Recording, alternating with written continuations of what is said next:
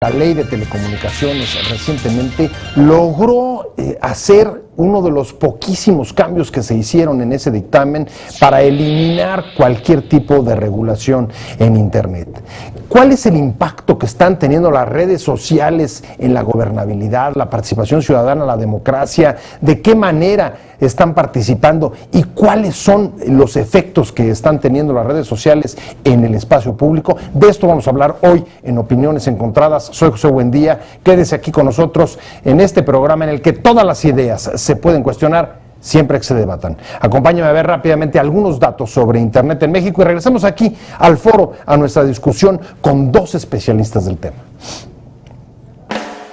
Desde la primavera árabe hasta el movimiento de indignados en España o la protesta que ocupa Wall Street en Estados Unidos, el común denominador de los gobiernos es la pérdida de control de los nuevos espacios de movilización en las redes sociales. Regímenes autoritarios como los derrocados en el norte de África, democracias recientes como la española o de las más antiguas de Occidente como la inglesa, coinciden en que pierden dominio para regular la protesta social, la irrupción de jóvenes y minorías, en el debate público en los nuevos medios de comunicación como Twitter o Facebook.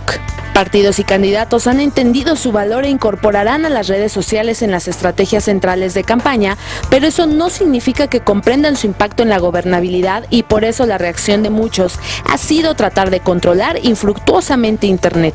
Las redes sociales son para muchos especialistas y analistas el mayor reto que ha surgido para la gobernabilidad en el mundo en los últimos años, una afirmación que choca con la idea común de la apatía y el alejamiento de los jóvenes de la política. Por eso en foros internacionales e investigaciones se impone cada vez más la tesis de que las redes sociales se usan no solo para establecer comunicaciones personales, sino también para abordar públicamente cuestiones políticas de importancia crítica o consideradas tabú. ¿Son las redes sociales el nuevo espacio de participación política y cívica? ¿Quiénes y cómo se manifiestan en ellas?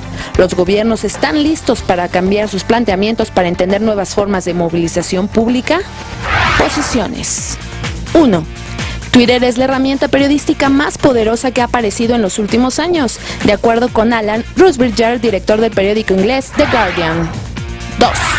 Los medios de comunicación social catalizan la participación democrática y cívica en muchos lugares del mundo, incluso en África, foros sobre la gobernanza de Internet. 3. México, último lugar de los 34 países de la OCDE en banda ancha, al contar con 14 usuarios por cada 100 habitantes. 4. Solo 43.5% de la población mexicana mayor de 6 años tiene acceso a los servicios de Internet, una cifra equivalente a 46 millones de usuarios en todo el país. De acuerdo con el INEGI, solo 3 de cada 10 hogares tienen conexión a Internet en el país. Vamos a arrancar Opiniones Encontradas, vamos a hablar de las redes sociales, su impacto sobre el nuevo espacio público, Internet y de qué manera esto está modificando los comportamientos políticos y la participación ciudadana. Y para discutir sobre este tema me da mucho gusto recibir hoy en este estudio a un gran especialista de Internet, de las redes sociales, quizá uno de los que lleva más años discutiendo y analizando este tema en el país, y es Octavio Islas. Octavio, como siempre, un gusto tenerte aquí con nosotros. No, un placer estar contigo. Octavio es investigador, consultor y ha escrito ya varios libros, ha hecho coloquios, bueno, ha generado debate en este país sobre el tema. Y Manuel Guerrero. Manuel, como siempre. Muchas gracias. Un gusto, mi querido Manuel Guerrero, profesor investigador del Departamento de Comunicación de la Universidad Iberoamericana, y pronto va a sacar un libro muy interesante que es sobre Internet, la conexión pública. Así es. Parece que en septiembre, ¿no? Pues esperemos que salga en septiembre, todo parece indicar que así será. Bueno, por lo pronto nosotros vamos a empezar con nuestro debate. Y, Octavio, la primera reflexión que hay sobre Internet, después de la introducción que dábamos, en el que ya se ve cómo sí en efecto está teniendo impacto sobre asuntos tan relevantes de la vida pública como la generación de una legislación. Ya ahí está el caso que ya citábamos de telecomunicaciones, pero siempre a la hora de aproximarnos al fenómeno de redes sociales y hablar sobre Internet, lo primero que salta a la vista, la primera pregunta en México es, bueno, pero ¿qué tanto ha logrado tener un peso si Internet sigue siendo digamos, de nichos? Todavía la banda ancha se maneja por grupos de la población pequeños, y a mí, antes que nada, me gustaría que nos situaras un poco sobre, en efecto, de qué tamaño, si Internet es el nuevo espacio público, de qué tamaño y cuál es, digamos, la dimensión que tiene en México. Bueno, el año pasado, con base en los resultados que arrojó el estudio del World Internet Project México, que con Fernando Gutiérrez realizamos, el del TEC de Monterrey, Campus Estado de México, estimábamos 59 millones de usuarios, cifra que difiere un poquito de la presentada por la MIPSI, la Asociación Mexicana de Internet. Ellos se fueron sobre 46 millones, ¿no? No, se fueron, 46 fue el de los últimos estudios del INEGI, con diferencias en términos de la amplitud del universo y de usuarios únicos. Nosotros nos fuimos a 59. Muy alto, y casi 60 millones. sí, una cuestión es que nosotros atravesamos a la totalidad de la población, es decir, mientras algunos estudios únicamente toman mayores de 12 años, nosotros tomamos la totalidad de la población. Un dato, por ejemplo, que a mí me encanta compartirlo, estimamos cerca ya de 1 millón de usuarios de Internet menores de 3 años. Ajá, caray. Sí, es decir, tienen tabletas, tienen teléfonos celulares. Un caso concreto fue otra generación. Mi hija es la generación de nativos digitales, que efectivamente utilizan como una herramienta de entretenimiento y con alternativas de información fascinantes las tabletas. Hay un mercado para ellos. Y en el dato concreto de redes, ya aproximadamente es 95% del total de usuarios de Internet los que básicamente están suscritos a un servicio como Facebook, ¿no? Twitter estaría en segundo término. A pesar de que veía uno de los últimos datos que se publicaba recientemente, dentro de la OCDE somos de los países que tiene menos conexión móvil. Sí. Estoy pensando incluso en el norte de África, Brasil, donde parece que tienen igual o hasta más. Sí, uno de los problemas severos es el costo en términos de acceso a redes de alta velocidad, banda ancha, que nos representa en México el tener acceso a estas tecnologías, ¿no? Los distintos estudios ubican a México como el país más caro en materia de acceso ancho de banda y una banda ancha terriblemente limitada en su velocidad, ¿no? Es el tipo de infraestructura que pues ha permitido el gobierno en complicidad con algunos determinados proveedores de acceso que bien conocemos. Cuyas prácticas son monopólicas y preponderantes. Pero, a ver, Manuel, el panorama que nos da en términos de datos, Octavio, es muy fuerte, o sea, casi, digamos que son más de 6 de cada 10 mexicanos están en Internet. Y tienes... casi 6. Sí. Y tienes menos de 3 años ya conectados. ¿Cómo le entras a analizar Internet como nuevo espacio público, como tú lo hiciste en tu libro, con digamos, un universo de ese tamaño? Bueno, pues evidentemente es muy complejo, ¿no? Porque, digamos, a mí lo que me interesa mucho del estudio de Internet es sobre todo las prácticas de uso, consumo, relativas a cómo la gente interactúa en asuntos de interés público, ¿no? Entonces, digamos, más allá solamente de saber, por ejemplo, pues todos estos datos, más bien lo que me interesa es pues cómo se están aplicando muchos de estos datos. El estudio originalmente fue planteado en la London School of Economics en Inglaterra.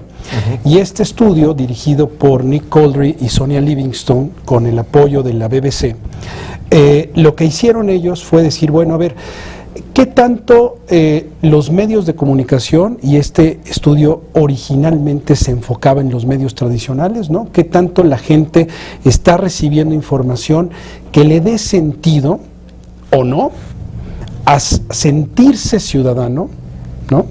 En la vida cotidiana? Es decir, en el día a día, ¿qué tanto nos sentimos ciudadanos? Porque está muy claro que tenemos una identidad muy clara en el mundo moderno y urbano como consumidores. Todo el día estamos consumiendo distintas cosas y como consumidores nos hemos vuelto cada vez más exigentes. No funciona tal cosa, bueno, pues nos quejamos, reclamamos, devolvemos el platillo al mesero, en fin, todo el día estamos haciendo eso, pero como ciudadanos, ¿qué tanto estamos conscientes de que jugamos también ese papel? O más bien, como planteaban originalmente en su hipótesis estos autores, pues es más bien también una especie casi de ficción que cobra sentido, sobre todo en ciertos momentos, por ejemplo, el momento electoral, en donde sí se apela a que seamos ciudadanos y tengamos la obligación y el compromiso de ir a votar, y en algunos otros momentos, pero muy escasos, ¿no?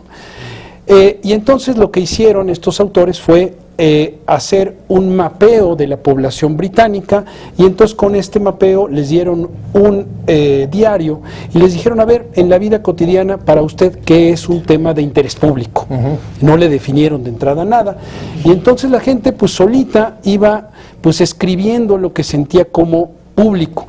Resulta ser que sí había un cierto interés que ellos llaman, bueno, ni siquiera una conciencia cívica como tal, sino quizá un pasito atrás, que es esta conexión pública. Una conexión pública que aparece fuertemente mediatizada o mediada por, valga la redundancia, la información que se recibe de los medios de comunicación. Entonces, los tradicionales, para decirlo. Los tradicionales. Yo en México lo que hice fue ponerme en contacto desde hace tiempo con estos investigadores a quienes conozco, y les dije, bueno, ¿por qué no hacemos una reproducción de su estudio en el caso mexicano? Claro, con recursos mucho más limitados, ¿no? Y entonces ahí lo que yo hice fue básicamente un primer mapeo con la población joven, educada, del área metropolitana de la Ciudad de México. Vamos a dejarlo ahí en suspenso. Así es. Ahorita nos da los resultados, pero de la experiencia que tú tienes antes de conocer lo que trae Manuel, ¿en qué punto te crees que estamos, digamos, de la importancia de Internet y las redes sociales para la participación ciudadana y nuevas prácticas, digamos, de actividad pública de los mexicanos? No, el estudio de Manuel es inédito, me parece que es muy importante, porque investigar el impacto de Internet y las redes sociales en la calidad de la vida pública de los ciudadanos es algo que no se ha hecho. Básicamente el tipo de investigación que hemos realizado en materia de redes sociales en el país responde a propósitos comerciales. Muy buen trabajo de la IE, y cualitativo. La Interactive Advertising Bureau, capítulo México, Gabriel Richaud, ha hecho un trabajo formidable en términos de mapear cómo es la penetración de las redes sociales, pero fundamentalmente respondiendo a los intereses de estos sectores. O sea, pautas de consumo, estilos de vida. Y tenemos muy buena información. Pero en términos de lo que está trabajando Manuel, hay poco trabajo desarrollado.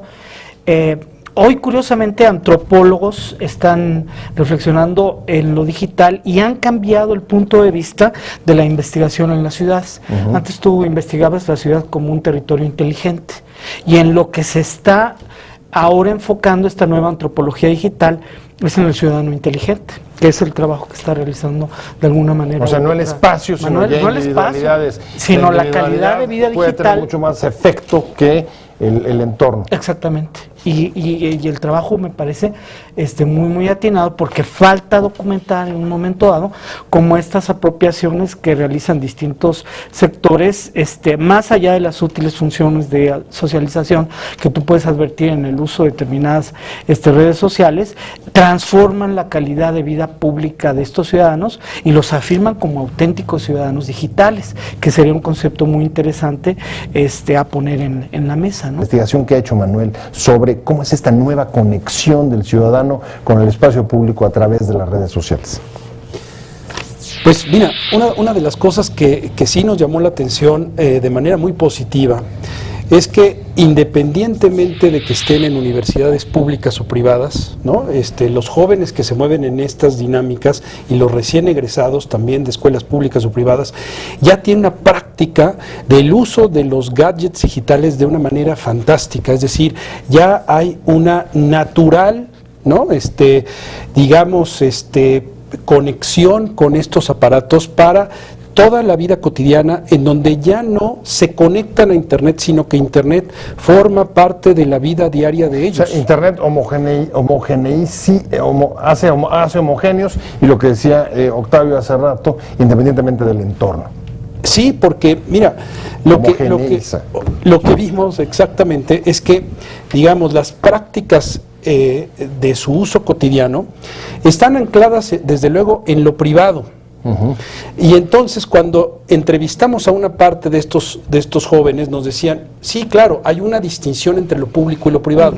En términos, digamos, casi teóricos te lo dicen, pero en la práctica realmente está todo cruzado. ¿Por qué? Pues porque una cuestión tan cotidiana que se ve todos los días, por ejemplo, un restaurante, es que pues va la gente, saca su teléfono y le toma una fotografía de lo que está comiendo y lo sube inmediatamente en su Facebook y comenta y algo, inmediatamente le llueven los likes, ¿no? Y eso mismo sucede cuando hay una situación en el espacio público que no les gusta, aunque cuando los entrevistas, digamos de forma consciente, te dicen que tienen muy bajo interés en los asuntos políticos, en la política, en asuntos públicos, que realmente no les interesa mucho. A ver, ahí es el punto. Casi se ha vuelto una cuestión de una frase común, el decir los jóvenes están desvinculados y no les interesa la política. Y sin embargo lo que estás diciendo es que más allá de lo que confiesan, sí hay un creciente activismo a través de redes sociales. Exactamente. Digamos, las formas tradicionales de participación política que se siguen midiendo en las encuestas, por ejemplo en la ENCUP o en cualquier otra encuesta de valores y actitudes cívicas, ¿no? Que tiene que ver con, ¿milita usted en un partido? ¿Milita usted en un sindicato? ¿Cuántas veces ha ido a una manifestación?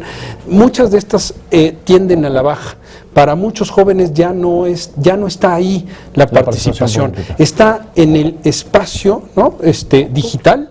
¿Por qué? Porque es mucho más veloz, es mucho más interactivo y es mucho más eficiente para ellos postear una queja en Twitter o en Facebook directamente a la autoridad pública. Por ejemplo, muchos de ellos descubrimos que a pesar de que en la entrevista negaban interés en lo público, muchos de ellos se habían quejado al tuit del gobierno de la Ciudad de México, sí, claro, de Mancera. Lo que no habrían hecho en su vida, sí, antes. O le escribían directamente a algún periodista, cuando no estaban de acuerdo con una columna o lo que sea, le escriben directamente, no tienen empacho, ¿no? En copiar el Twitter y dicen, no estoy de acuerdo por tal, postean una cosa distinta, ¿no? Entonces, bueno, ¿eso es participación o no es participación? Claro, pues sí es participación. Lo que pasa es que nuestros conceptos en la ciencia política tampoco están midiendo el pulso correcto de estas cosas, porque si seguimos dependiendo solamente de la encuesta con pregunta cerrada, ¿no?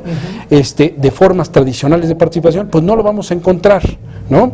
Una cosa que encontramos es que no les interese, sino que sienten a los políticos y a los partidos políticos completamente alejados, tanto en sus formas y del interés público, claro, como en sus formas, como en su discurso y contenido, porque creen que cuando se habla de jóvenes, los políticos y los partidos solamente ven dos cosas: becas, ¿no? Los jóvenes quieren becas, ¿no? Y canchas de fútbol. Y canchas de fútbol. Eso es lo que quieren los jóvenes. Entonces, se vuelve tan demagógico el asunto para ellos que ni siquiera se involucran en eso, ¿no? Entonces, pero no es que no les importe. Los ciudadanos digitales de los que hablas, entonces, no les interesa militar, no les interesan las manifestaciones, no les interesan los partidos, pero sí les interesa tener una incidencia directa en arreglar cuestiones de su comunidad, de su espacio urbano. ¿Cómo ves tú, Octavio? ¿Compartes? Sí, totalmente. Hay una especie de mesianismo utópico en las redes sociales, ¿no?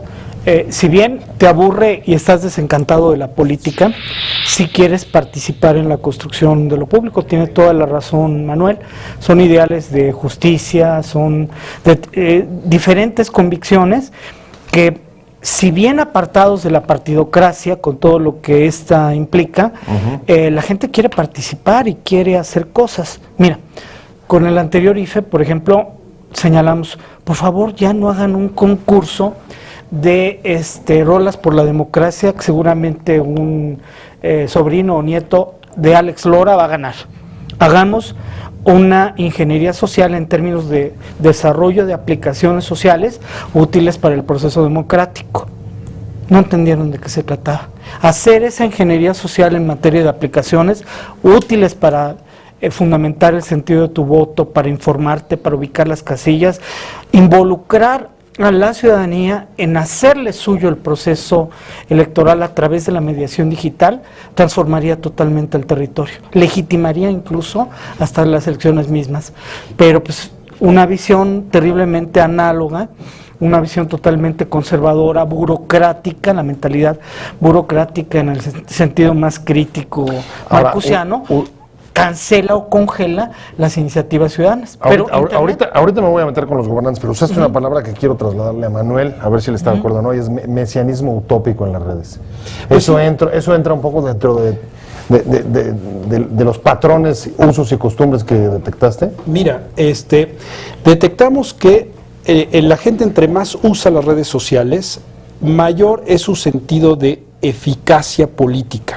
Es decir, siente que su voz es más escuchada y que sus opiniones son tomadas en cuenta, las de él o ella y las de las personas como él o ella, ¿no? Es decir, entonces, lo que estamos viendo es que independientemente de que en algún momento alguien de la autoridad le responda, ellos le ponen el tuit a Ebrard en su momento, o a Mancera ahora, o al delegado, y le ponen la foto del bache, le ponen la foto de lo que sea, y le ponen el comentario. E inmediatamente, a ver si ya te pones a trabajar. Inmediatamente sus conocidos en la red empiezan a soportar esa visión. Entonces se empieza a generar un espacio de discusión muy interesante, porque en México no hemos tenido una cultura del parlamentarismo, no hemos tenido una cultura del debate, es más, ni siquiera en los recintos parlamentarios donde debía haber debate, pues todos sabemos que se arregla oscurito y pues qué bueno que pasen nuestros diputados. Bueno, y otros dicen que son monólogos compartidos. A echarse el rollo, pero ya está de entrada,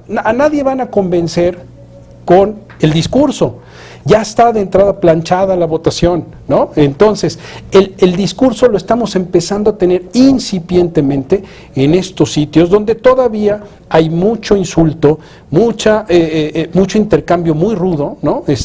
Pero incipientemente empiezan estos espacios a dialogar, ¿no? A generar intercambios inteligentes. Es decir, la era digital nos ha traído también la posibilidad de aprender a dialogar sin tener un manual de uso de cómo hacerlo, ¿no? Ahora, frente a esto, Octavio, los gobiernos están cada vez más preocupados, cualquier líder político, en la cantidad de tweets, hashtags, o sea, están casi leyéndolo neuróticamente para ver cómo reaccionan, pero eso no significa que lo estén comprendiendo, sí. ¿O cuál es la postura que ves en el caso en el caso nuestro en México de los gobiernos respecto de digamos, como decía Manuel, incipiente nuevo espacio de discusión inteligente? Yo creo que tanto los partidos como el gobierno están rebasados por una generación ya de nativos digitales, varias generaciones de hecho, que en un momento dado utilizan las redes sociales de manera muchísimo más práctica, más inteligente, más eficaz, ¿no?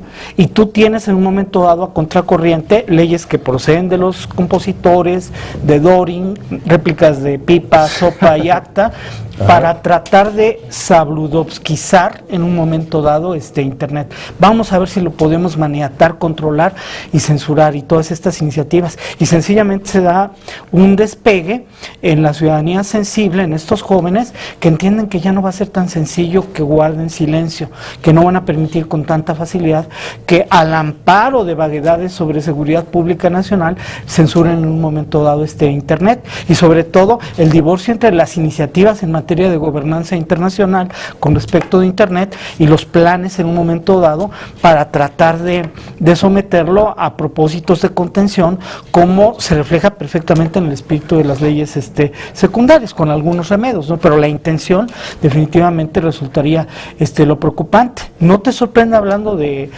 pronósticos, que el día de mañana, así como hace 40 años el especular en torno a la gestación de un partido ecologista era considerado un absurdo, todos estos jóvenes que no se identifican con los partidos ni con la política gesten desde las redes sociales un partido cibernético, como hay en muchos países. Con esto voy cerrando. ¿Tú lo ves?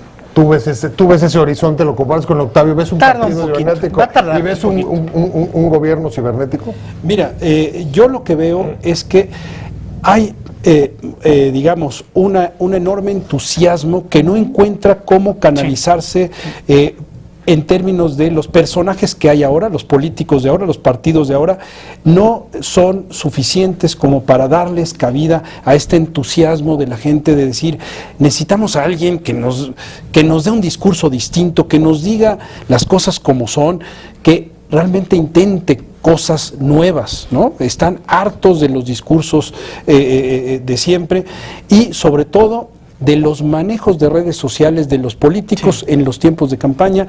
Bueno, realmente pues sí pueden lanzar 10,000 tweets, ¿no?